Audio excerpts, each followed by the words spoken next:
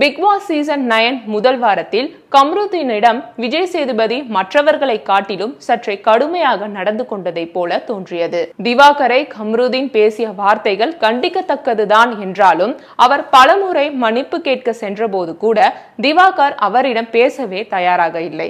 திவாகரிடம் அது குறித்து ஒரு வார்த்தை கூட கேட்காமல் கம்ருதீனை மட்டுமே வைத்து செய்து கொண்டிருந்தார் விஜய் சேதுபதி. இன்னொரு தருணத்தில் கம்ருதீன் லேசாக கொட்டாவி விட்டதை கவனித்துவிட்ட விஜய் சேதுபதி அதை வைத்தும் ட்ரோல் செய்தார். தண்ணீர் பிடிப்பதற்காக சரியான தூக்கம் இல்லை என்று கூறியும் அதற்கு அவர் காது கொடுக்கவில்லை.